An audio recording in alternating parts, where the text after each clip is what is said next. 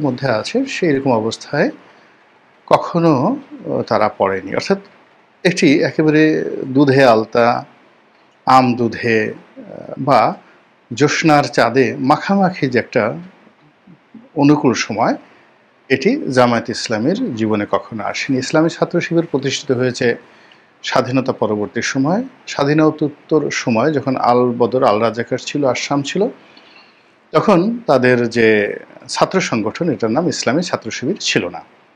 তো ইসলামী ছাত্র শিবিরের ইতিহাস যদি লিগেসি আগের ধরেন কিংবা স্বাধীনতা পরবর্তীতে যখন নতুন করে ইসলামী ছাত্র শিবির প্রতিষ্ঠিত হলো, তখন থেকে আসলে সংগঠনটি কখনই বর্তমানের মতো এতটা সুদৃঢ়, এতটা আত্মবিশ্বাসী এবং এতটা ওয়েল অর্গানাইজড, যাকে বলা হয় একদম আউটরিচ, এই পর্যায়ে কখনই তারা ছিল না। আমরা জামাত এবং শিবির, তাদের যে সাধারণ নর্মাল যে চরিত্র, এরা নরম প্রকৃতির, হেসে হেসে কথা বলে, দেখা হলে হ্যান্ডশেক করে, আর একটু ঘনিষ্ঠ হলে তারা কুলাকুলি করে। কাউকে যদি তারা আকৃষ্ট করতে চায়, তাকে সেই ছোট ছোট উপহার দেয়। তাদের যে পুস্তিকাগুলো রয়েছে, গোলাম আজমের লেখা, মওদুদী সাহেবের লেখা, এই বইগুলো দেয়। এবং সমসাময়িক দুনিয়াতে যে সকল জনপ্রিয় তাদের মতাদর্শী লেখক রয়েছেন, সেই ইউসুফ কারজাভি থেকে শুরু করে অন্যান্য যারা রয়েছেন, তাদের বইপত্র তারা অন্যকে উপহার দেয়। যদি প্রভাবশালী কেউ হন বা কাউকে টার্গেট করেন, তাকেও তারা বিভিন্ন সময় নানা রকম তোহফা দেন, মানে উপহার দেন, সম্পর্কটা স্বাভাবিক রাখার চেষ্টা করেন। ফলে ভিন্ন মতের যারা লোকজন রয়েছেন, এমনকি তাদের প্রতিদ্বন্দ্বী কিন্তু হার্মফুল নয়, উগ্র নয়, এরকম মানুষদেরকে তাদের ব্যাপারে নিউট্রাল করার জন্য তারা বিভিন্ন সময় বিভিন্ন তোহফা বা উপহার তারা দিয়ে থাকেন জ্ঞানী, গুণী, বুদ্ধিজীবী, রাজনৈতিক নেতা, আমলা কামলা সবাইকে।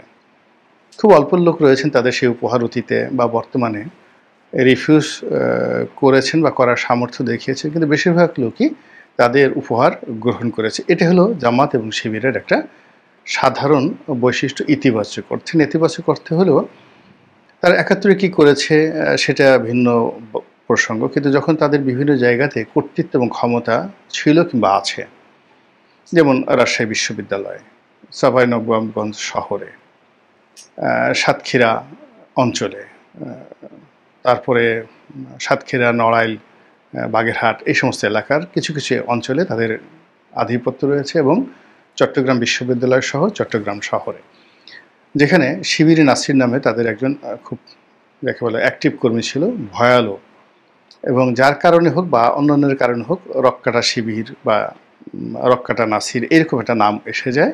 মানে তারা প্রতিপক্ষকে ধরে চিৎ করে শুয়ে তার পায়ের রগ কেটে দেয়। এরকম একটা দুর্নাম এবং বদনাম সেই শিবির এবং জামাতের যারা লোকজন, তাদের বিরুদ্ধে চলে আসছে।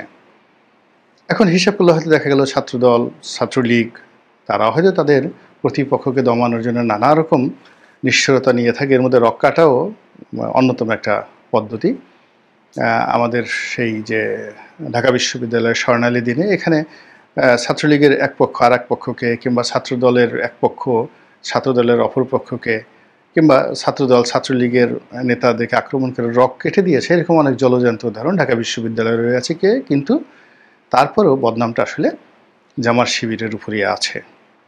এটাই হলো বাস্তবতা। স্বাধীনতা যুদ্ধে মুসলিম লীগ থেকে শুরু করে আরও অনেক সংগঠন স্বাধীনতা যুদ্ধের বিরোধিতা করেছে, কিন্তু মেন্টর হিসেবে জামাত শিবিরের নাম আসে। এটা হলো বাস্তবতা।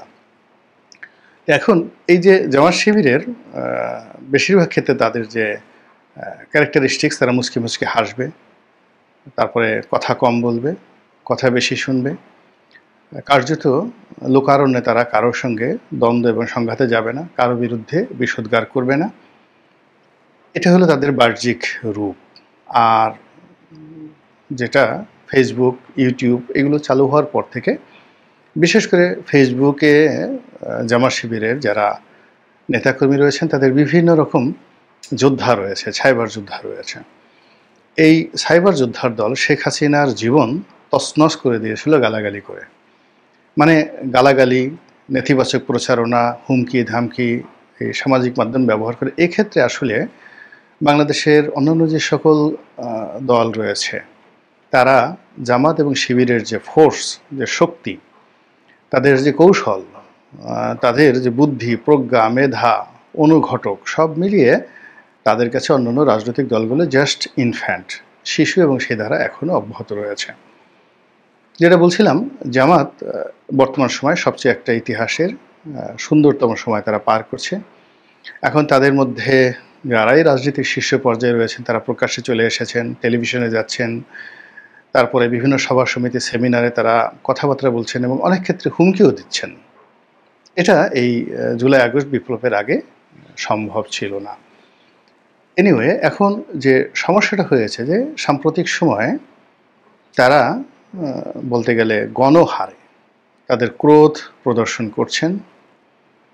তারা গণহারে তারা অনেকটা যাকে বলা হয়, যেটা তাদের ঠোঁট কাটা স্বভাব অন্যান্য রাজনৈতিক দলের রয়েছে, এরকম একটা ঠোঁট কাটা স্বভাবের মতো তারাও আগে যেই কথাগুলো চোখ বুজে, মুখ বুজে, ঠোঁট না খুলে তারা সহনশীলতার যে পরাকাষ্ঠা দেখাতেন, ওটা এখন তারা দেখাচ্ছেন না। তারা বিএনপির বিরুদ্ধে মুখ খুলছেন, বিশেষ করে এনসিপির বিরুদ্ধে মুখ খুলছেন, এবং জনাব নাহিদ, এনসিপির যিনি প্রধান, তো তিনি অতি সম্প্রতি একটি ফেসবুক স্ট্যাটাস দিয়েছেন এবং এখানে তিনি যেটা বলার চেষ্টা করেছেন, যেটা সাম্প্রতিক সময় একটা ন্যারেটিভে পরিণত হয়েছে, যে জুলাই আগস্ট বিপ্লবের মূল মাস্টার মাইন্ড ছিল জামাত এবং শিবির। এখানে শিবিরই মূলত এই যে কোটা বিরোধী আন্দোলন, এই কোটা বিরোধী আন্দোলনটিকে তারা প্রমোট করেছে, এরকম একটা ন্যারেটিভ একেবারে সর্বজন বিদিত হয়ে যাচ্ছিল। এবং অনেকে যেটা বলার চেষ্টা করছিল যে সম্মুখ সারিতে থেকে যারা যুদ্ধ করেছেন, লড়াই করেছেন, সংগ্রাম করেছেন, আসলে তারা মূলত ছিলেন পাপেট। পেছন থেকে জামাত শিবির যেগুলো শিখিয়ে দিয়েছে তারা সেগুলো বলেছেন। তাদেরকে ফাইন্যান্স করা, তাদেরকে মোবাইল কিনে দেওয়া, তাদেরকে প্রমোট করা, তাদেরকে সেফ হাউসে রাখা, সরকারের যাকে বলা হয় রোষানল থেকে তাদেরকে রক্ষা করা, এবং ক্ষেত্র বিশেষে তাদের পরিবারকে আর্থিকভাবে সাহায্য এবং সহযোগিতা করা, এই কাজগুলো জামাত এবং শিবির করেছে, এরকম একটা কথা চারিদিকে ছড়িয়ে পড়েছে। তো এইরকম একটা অবস্থা থেকে নিজেদেরকে বিযুক্ত রাখার জন্য জনাব নাহিদ যেটা বলার চেষ্টা করেছেন, যে শিবিরের একজন সভাপতি ছিলেন সেই সময়টাতে ঢাকা বিশ্ববিদ্যালয়ের গুপ্ত সংগঠন হিসেবে। তো সেই শিবিরের সভাপতি সম্পর্কে তিনি বলেছেন যে না, আসলে তিনি এই ছাত্র আন্দোলন, কোটা বিরোধী আন্দোলনের তেমন কোনো কর্তা ব্যক্তি ছিলেন না। এবং এনসিপির এখন অনেকেই বলার চেষ্টা করছেন যে শিবির সম্পর্কে, জামাত সম্পর্কে যে কথা ছিল বা যে কথাগুলো বলা হচ্ছে এগুলো সত্য নয়। এনসিপির যারা নেতৃবৃন্দ এখন যারা সরকারে রয়েছেন তারা, এবং একই সঙ্গে যারা রাজপথে আছেন তারা সকলেই সম্পূর্ণ ইন্ডিপেন্ডেন্টলি, ইন্ডিভিজুয়ালি তারা এই আন্দোলন পরিচালনা করেছেন দেশ এবং জাতির স্বার্থে। তাদের পেছনে কোনো জামাত শিবির চক্রের মদত, অর্থ এবং কৌশল কিছুই ছিল না। আর এই সকল কথায় জামাত শিবিরের যারা সাধারণ নেতাকর্মী তারা একদম ক্ষোভে বিক্ষোভে ফেটে পড়েছেন।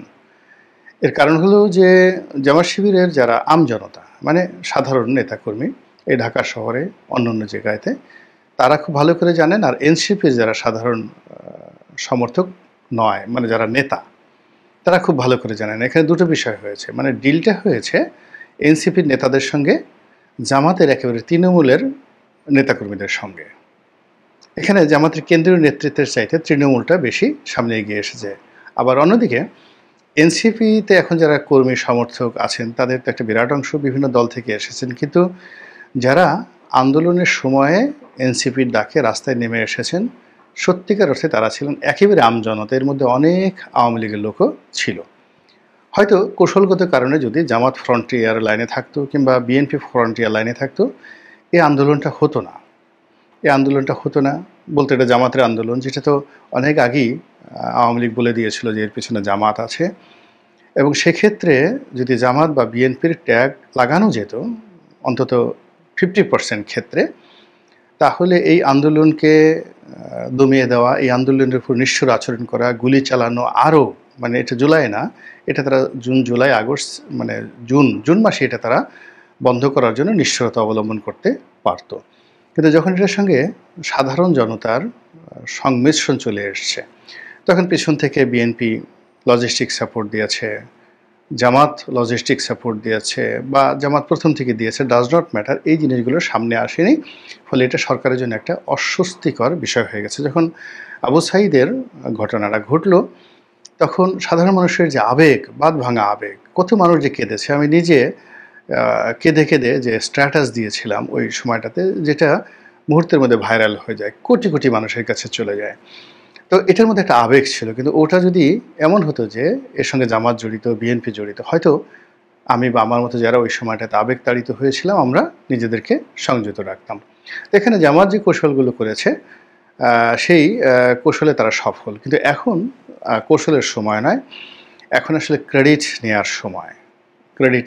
এবং সেই ক্রেডিট নেওয়ার ক্ষেত্রে এনসিপির যারা নেতৃবৃন্দ, তারা একক কর্তৃত্বে যখন ক্রেডিট নিচ্ছেন, তখন জামাতের যারা লোকজন আছে তারা সঙ্গতের কারণে এই ক্রেডিট দিতে চাচ্ছেন না। এদিকে অনেকে জামাতের আমির জনাব